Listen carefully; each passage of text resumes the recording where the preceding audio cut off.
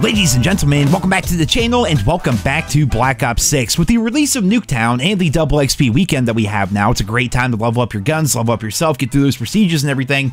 I think it's finally official. We've been talking a lot about the map pool here within Black Ops 6, the design of Black Ops 6 essentially, and how for some reason, no map in this game feels good. How many times have you guys been playing, it doesn't matter what game mode, domination, team deathmatch, whatever, you know, and every time the maps show up in the map rotation and everybody votes random, it's almost as if everyone is looking at the map pool and thinking, nah, these maps suck, I'm just gonna pick random, hopefully a good one shows up. But it's almost as if they're hoping and praying that maps like Summit or Firing Range are going to show up in the rotation magically, because every time everyone just votes random. Unless we see Subsonic, Payback, or maybe Skyline, everybody always votes random. There are 16 maps in the game, now 17, but nobody ever wants to play them. We kind of just thought maybe Treyarch lost their touch. You know what I mean? Maybe Treyarch was having a real hard time with the maps in this game, which is why reportedly they stole the DLC maps from Modern Warfare 3 that Sledgehammer was making to use as DLC maps for Black Ops 6. Maybe something happened at Treyarch and they're just not good at map design. Well, I actually think it may be something else entirely. I think at its core, Black Ops 6 is a game where maps are never going to feel good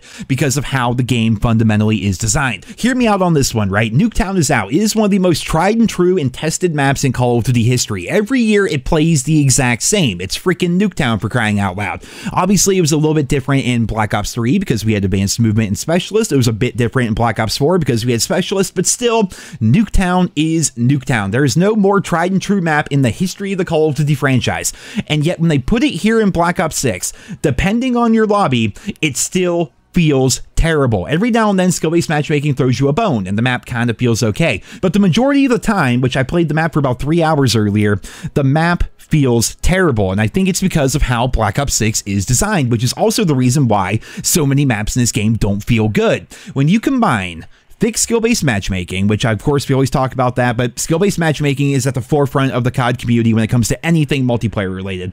You combine that with Omni movement, which basically just means everybody's constantly butt sliding and bunny hopping around. Like, let's be honest, that's what it means. On top of that, you have free wall hacks. So even if you do manage to get across the map, get inside the other team's building, you're trying to get some kills and whatnot, they spawn in knowing exactly where you are. And then finally, the servers, which we've been talking about a lot recently, the whole idea of skill-based damage and how there's so much desync and such inconsistent gunfights. You combine all four of those factors, and you can see why no map is ever going to succeed in that scenario. With skill-based matchmaking, with everybody in your lobby being as good as you or possibly even better, with all of them butt sliding and bunny hopping around, with all of them spawning in with free wall hacks while also spamming UAVs and counter UAVs on top of the 20-tick servers that can't keep up with all the movement happening in the game, what are we supposed to do as players? No map is ever gonna feel good under those conditions. The only way it's ever going to feel somewhat normal is if skill-based matchmaking throws you a bone. Every now and then you're gonna have a lobby where everybody's not butt sliding around the map all the time, where people are just kind of playing the game normally. Maybe they're going for headshots, maybe they're using some off-meta weapons, basically things like light machine guns, marksman rifles, sniper rifles, even shotguns, for crying out loud, because in almost every single lobby, all you see are assault rifles and submachine guns. Obviously, the maps are pretty small, so submachine guns are going to dominate, but that's all you see. There's really no off-meta weapons, no off-meta builds or anything like that. Like, every lobby is butt-sliding wall hacks on terrible servers, man. It feels so ridiculously bad. I think with the release of Nuketown, I posted a tweet about this, and a lot of people are talking about it right now, but I think it's official. It's the core game design of Black Ops 6 that's causing so many of the issues, because if you go and jump into a game mode like Search and Destroy, it's obviously an entirely different beast because it's one life and everything, but the game feels completely different in Search and Destroy. Suddenly, Omni movement feels like more of a tool as compared to a gimmick. The game is slowed down enough that you can actually have some input as a player, as compared to being in what feels like a giant meat grinder within the Black Ops 6 multiplayer. Now, I will say, it was foolish for anybody to think that when they released Nuketown that suddenly it was going to help fix the game, essentially. It was going to be more of a trip down memory lane. I do love the aesthetic of the map. It's freaking beautiful. They went back to the original design that we had in Black Ops 1, which they claimed the reason why they did that was because most of their active player base nowadays never got to experience the original Nuketown, which makes me feel freaking old, man. But at the same time, that was 14 years ago, so I sort of get it, and I'm happy that it has the original design again. It looks beautiful. The map is fantastic to look at. Still, though, it's Nuketown, and most of of the maps in this game are roughly the size of Nuketown, maybe a little bit larger, but roughly the size of Nuketown, and they all play incredibly quickly. So when this map came out, it wasn't like it was going to suddenly feel entirely different. It kind of feels a lot like all the other maps that we have in Black Ops 6 currently, where every match is just constant action with non-stop kills and deaths happening all over the place. I think to really test out Black Ops 6, I suppose we're going to have to wait for the DLC maps of Season 1, which is nice to know that we are pretty close to Season 1. We're only 2 weeks away, and with that, we're going to be getting new maps, new guns, new battle pass, all that stuff. As of right now, Treyarch has not revealed exactly what's going to be in Season 1, but no doubt they have heard the feedback being shouted from the rooftops that the maps in this game are not very good. Nuketown is still Nuketown, and when you get a decent lobby, it still feels and plays like Nuketown. It's just going to be a bit different this year because, again, the movement is different, but also the free wall hacks, and I genuinely believe at my core that recon needs to be either nerfed or just entirely removed from the game. There needs to be a counter to this, for crying out loud, because when you look at the other combat specialties that we have within Black Ops 6, they're not nearly as annoying to deal with. You know, if somebody's running Enforcer, they have slightly faster movement speed and they have faster health regeneration after they get a kill, sort of similar to Quick Fix. Well, what's the counter to that? You just kill them. It's not that hard. You look at these strategist perks, which I actually think this is really underrated so far within Black Ops 6. I find myself running it a lot, especially here during Double XP weekend, because I'm using it to just spam UAVs and counter UAVs, which results in a ton of score. Like, I'm leveling up like every other lobby essentially doing this setup right here. Well, what's the counter to it? Well, for somebody to actually benefit from this, they have to be actually playing the objective, which is fantastic. And if they do get their kill streaks a little bit easier than they normally would, well, you shoot down the air support or you kill them by taking the objective from them. Like, there's counters, there's checks and balances to the red perks and the green perks. What is the balance to the blue perks and the blue perk bonus? Not only are the blue perks some of the best ones in the game, you have Ninja, you have Ghost, you have the equivalent of High Alert, you have the one that zooms out your minimap, which the minimap in this game seems ridiculously zoomed in all the time. You have that as well. Like, the blue perks are some of the most powerful perks in the game, and then as a bonus, you don't leave skulls on the map anywhere when you get a kill on somebody, and you also spawn in with free wall hacks on maps that are essentially the size of Nuketown, and it also drastically changes how the game is played. When people spawn in and they know exactly where everybody is all around them at any given time, the flanking, rushing playstyle is kind of thrown out the window. Now we rather just have a butt sliding rushing playstyle where everyone just runs to the middle of the map, runs and jumps, runs and jumps, runs and jumps, and tries to get kills and everything, and no one's really having fun. Everyone's just kind of sliding around, and if you try to flank or if you get a little bit too close to the enemy spawn, you're not trying to kill them in their spawn or anything, but you're just trying to be a rush heavy playstyle, you know. They know exactly where you are all the time. They see you immediately. When you play hardcore, there's plenty of clips out there online where you're trying to like level up and get your camos and do all that stuff. These people are able to shoot you through walls the moment they spawn because they see you through the wall. You then have other challenges in the game that require things like point blanks. I think there was like a point blank challenge with pistols or something, so of course you have to go try to do that in hardcore. Well, good luck getting point blanks with pistols in hardcore, where when everybody spawns in, they immediately see you through a wall and know exactly where you're at and can track your movement. Like, whose idea was it to add wall hacks into Black Ops 6? Whose idea was it to make all these maps so ridiculously small? Whose idea was it to not upgrade the servers when you add as much movement as they've added into this game?